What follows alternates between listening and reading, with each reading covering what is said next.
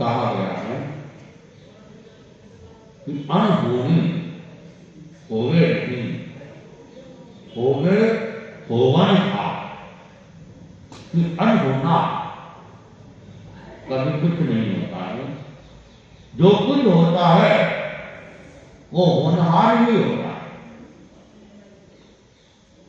ज्ञान दर्शन की भाषा के अंदर हम उसे नियति कह सकते हैं कि जैसा नियत है वैसा होके रहता है।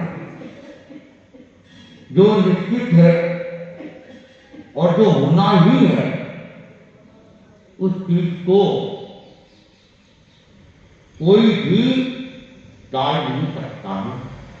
जैसा कि कल भी मैंने बताया था कि 63 साल का पुरुष की जो आयु है वो क्या निश्चित है, नियत है, उसको टाला नहीं जा सकता। वैसे ही बहुत सारी घटनाएं होती है वह अपने आप में नियत है तो उसमें परिवर्तन नहीं होता। उसे कोई बदलने की कोशिश भी करे तब भी वो बदलाव नहीं ला सकता है। इसलिए जो समझदार व्यक्ति होते हैं, विवेकी व्यक्ति होते हैं, वे होने को क्या करते हैं, स्वीकार कर लेते हैं।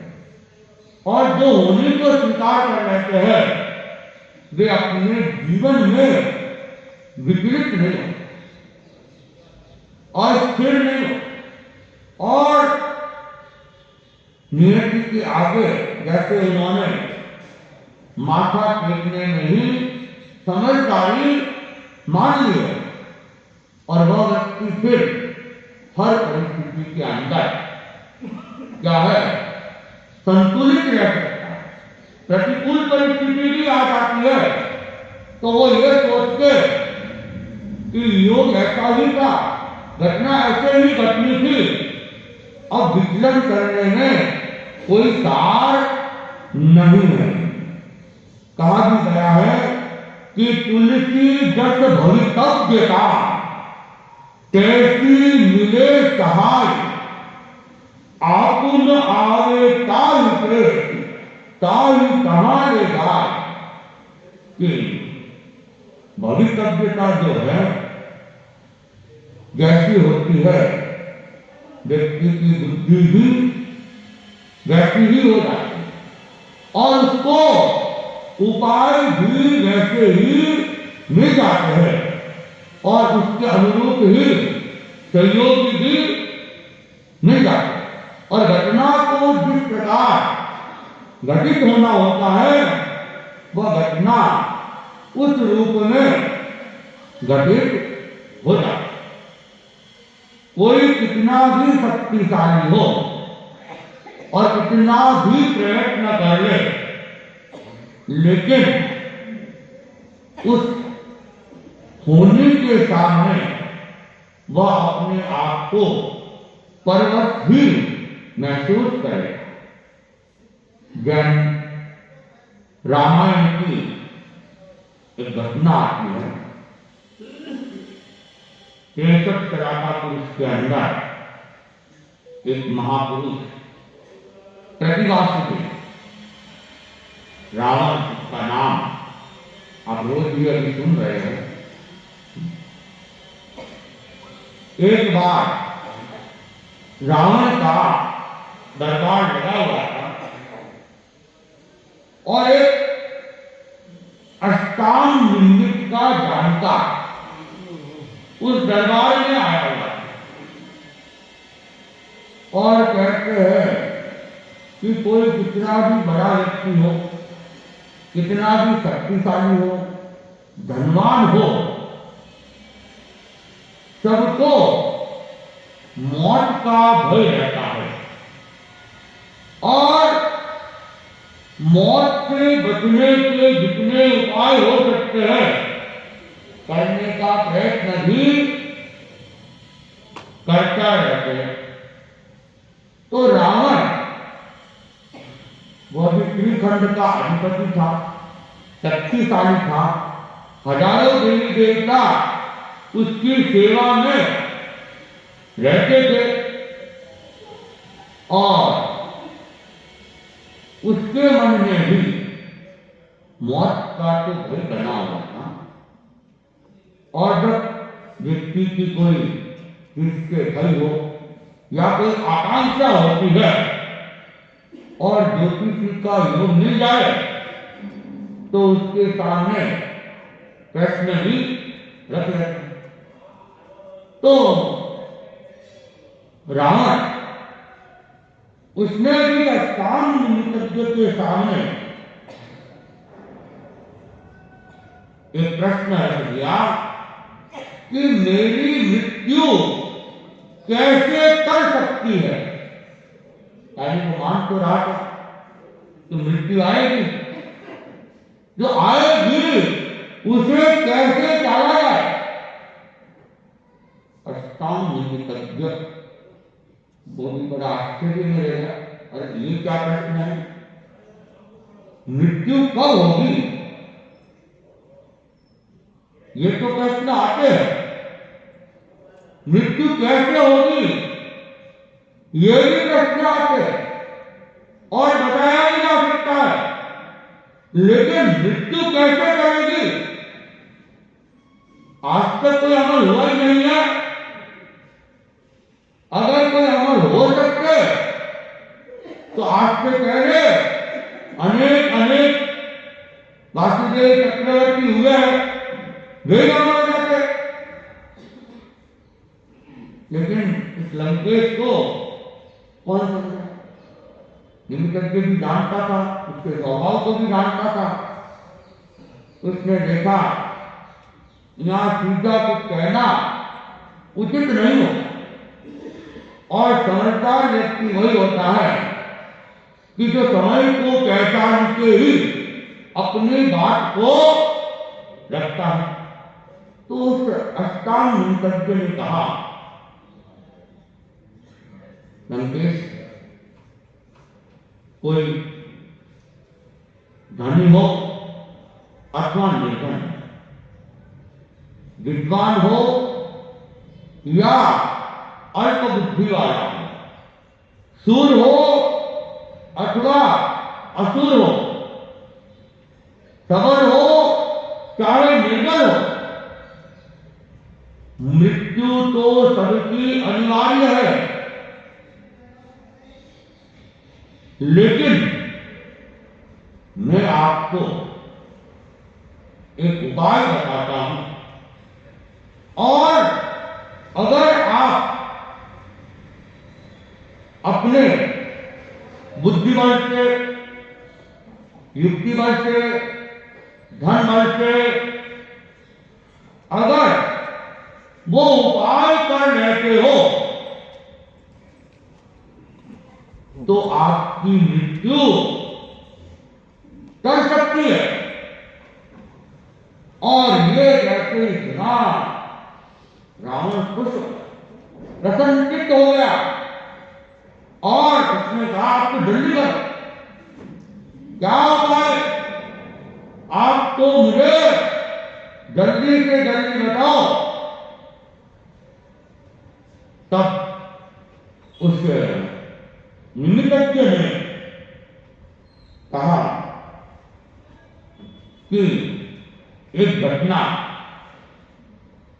न तो वह कपोल कल्पित है और न मन गलत है, और कुछ ही दिन के बाद में वह घटना घटित होने वाली है।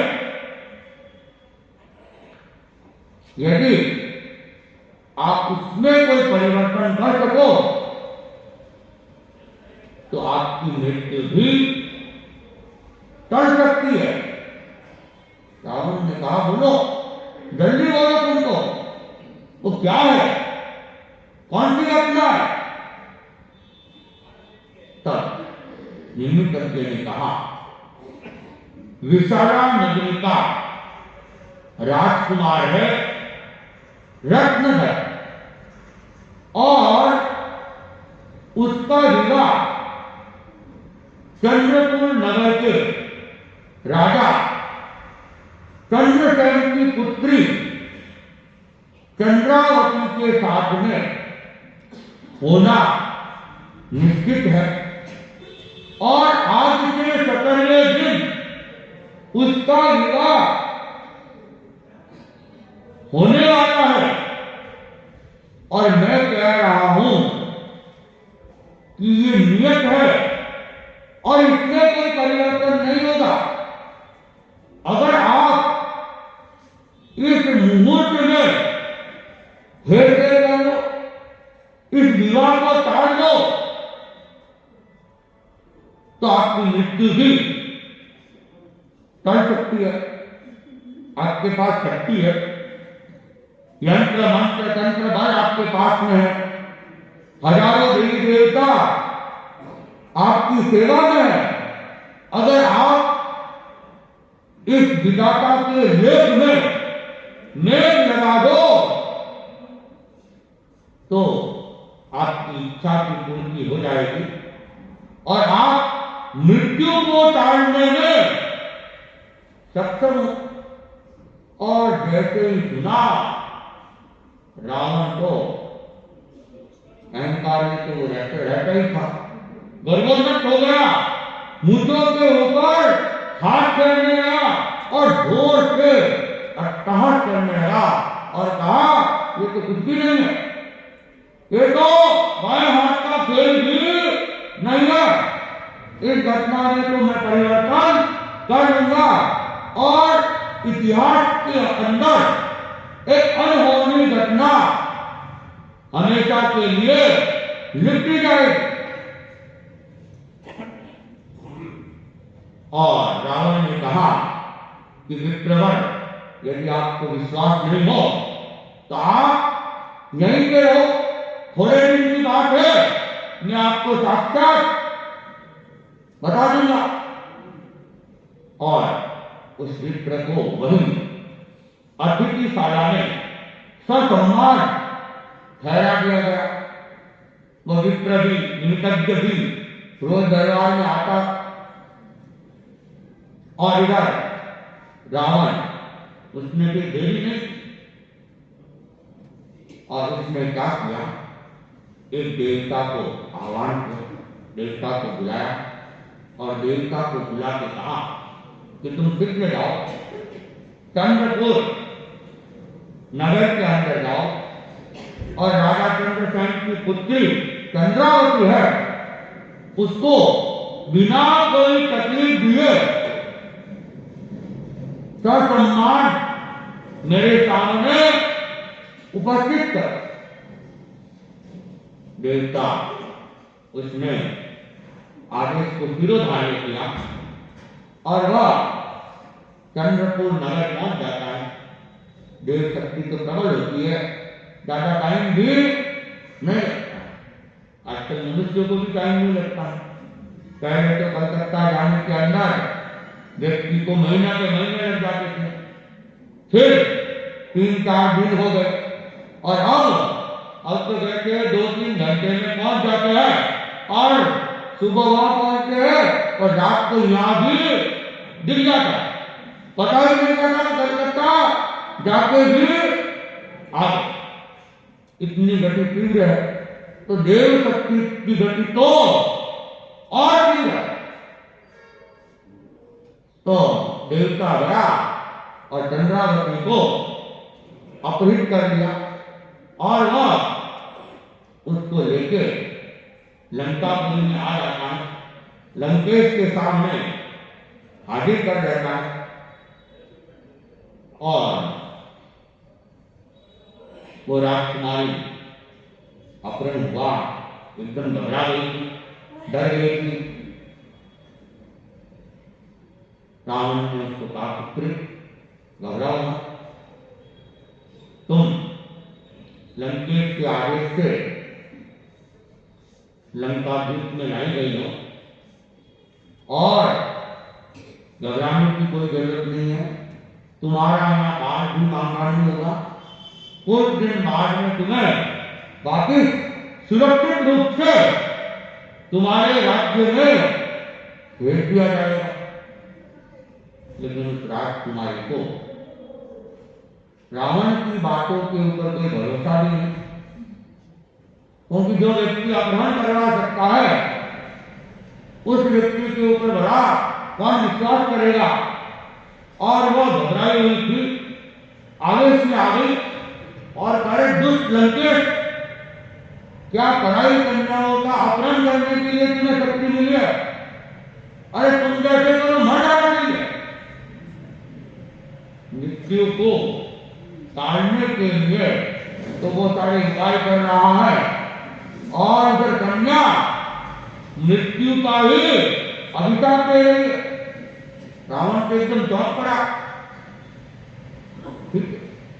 रावण ने फिर एक देवी को आह्वान करके बुलाया और कहा कि कन्या मैं तुम्हें सुपुर्द कर रहा हूं, इसको केवल भोजन के समय और आवश्यक कार्य के लिए ही बाहर निकालना है, बाकी इसको एक मंजिला के अंदर, एक पेटी के अंदर ही बंद रखना है और 18वें दिन इसको मेरे सामने तुम वापिस हाजिर करो।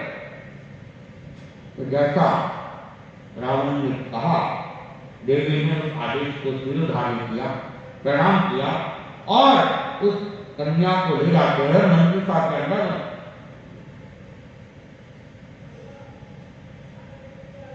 इधर रावण ने यहां तक भी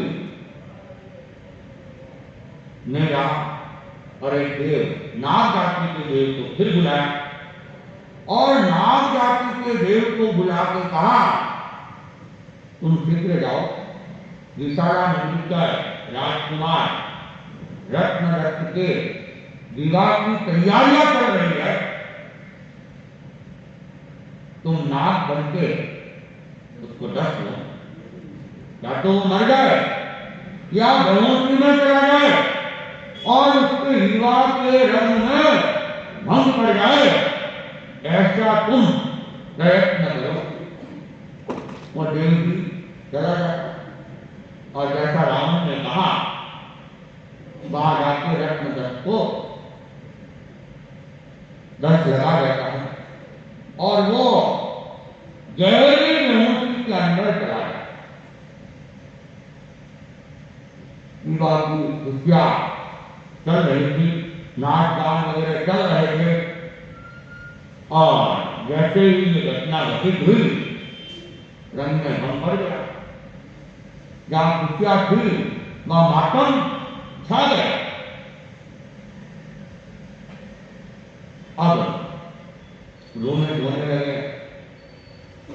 इधर राजा उसने तांत्रिकों को, मांत्रिकों को बुलाया, हकीम वैद्यों को बुलाया, जितने भी उपाय करने थे वे उपाय करवा दिए, लेकिन राजकुमार के ऊपर कोई प्रभाव, बिल्कुल निश्चय। आखिर देवताओं का विष था, सामान्य विष तो था नहीं। और जब देखा कि अब कोई उपाय नहीं है, तब किसी व्यक्ति ने कहा, महाराज अब ऐसा नहीं लगता है कि राजकुमार को हम लोग बचा पाएंगे, इसलिए मैं आपको एक सलाह देता हूं कि आप राजकुमार का अंतिम संस्कार तो मत करो, इसको एक मंजुषा के अंदर बंद करके पानी में प्रवाहित कर लो। अगर इसके पुण्य का प्रबल योग होगा और विष का प्रभाव कम होना होगा तो कम हो जाएगा, बच जाएगा। राजा की बात जग गई और राजा ने उसे मंजुषा के अंदर रखवा कर उसे पानी के अंदर प्रवाहित कर, और वो पेटी बहते बहते जाने। पुराने समय में ऐसी भी प्रथाएं चलती रहती थी पानी को भी पानी के अंदर ही प्रवाहित कर दिया गया था। बहुत सारे बच्चों को मान लो किसी को नहीं रखना होता था तो मारते भी नहीं थे, लेकिन उनको पानी में प्रवाहित वगैरह करके या तो छोड़ देते थे। कौनिक को भी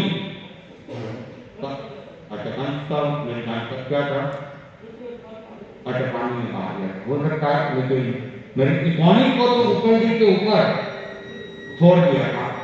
तो वह अब बेटी पानी में बहती बहती जा रही थी। इधर वो राजकुमारी भी मंदिता में थी और कहते हैं कि होनहार जब प्रबल होता है तो अपने आप कुछ न कुछ घटना हो जाती है। और वो जो देवी थी उस देवी की बुद्धि भ्रष्ट हो और गिनती में फर्क हो गया। और कहते हैं गणित यही ऐसी कि कभी न कभी गड़बड़ करवा ही जाती है। आप लोग भी कई बार दिन गिनते हो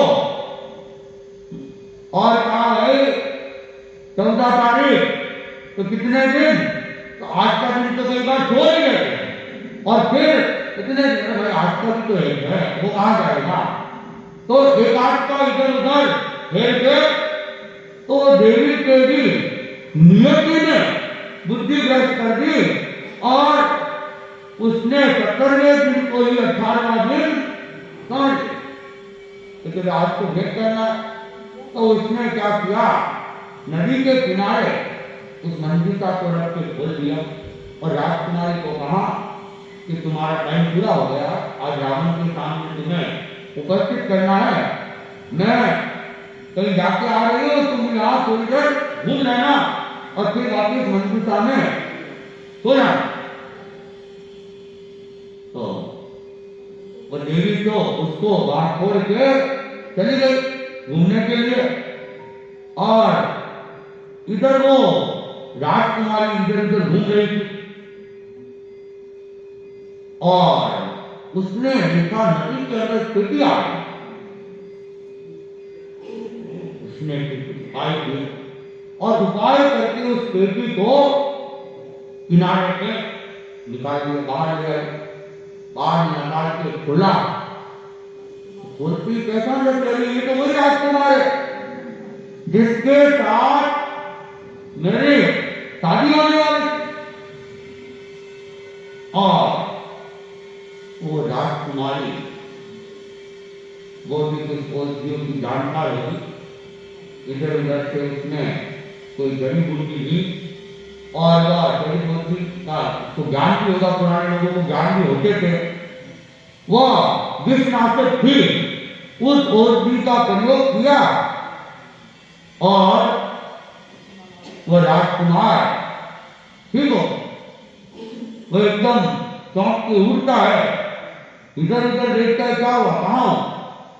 तो राजकुमार ने कहा आप बताइए मत, और आज के दिन हमारा विवाह होने वाला था, लेकिन मेरा तो अपहरण करवा दिया था, लेकिन नियति ने आपको मेरे पास भेज दिया, तो अपन यहीं पे क्या कर लेते हैं, गंधर्व विवाह कर। तो उन दोनों ने जमीन के गंधर्व विवाह वगैरह कर लिया और जंगल था, फूल वगैरह की माला बना के पहन ली। और वाकई जब टाइम होता है तो दोनों ही उस पेटी के अंदर सो जाए। देवी आती है और पेटी को उठा, देवी के कोई बाहर को लगने वाला था नहीं, और पेटी को उठा के वह दरबार के टाइम दरबार में उपस्थित हो जाती है। पेटी हाजिर थी और कहा आपने जैसा कहा उसके अनुसार ये पेटी हाजिर है, राजकुमारी हाजिर है। और देवी तो अंतर्धान हो गई। उधर दरबार लगा हुआ था, वो विप्र भी आया हुआ था, दरबार में था, रोज आता ही था वो। तो रावण ने अब उसको लज्जित करने के लिए कहा क्यों है विप्रवर, तुम जीते या नहीं जीता, क्या हो गया उसका विवाह। विप्र चुपचाप बैठा रहा, गर्दन झुकी हुई, और रावण अपने गढ़ के अंदर साहस के साथ अपने सामंतों को आदेश देता है, खोलो इस पेटी को। और सामंत लोग आते हैं, पेटी खोलते हैं। पेटी खोली तो रावण क्या देखता है, अंदर केवल राजकुमारी नहीं है, तो पुरुष भी है, और चिन्हों से लगता है विवाह खुला हुआ है। अब तो एकदम आश्चर्य में हो गया रावण।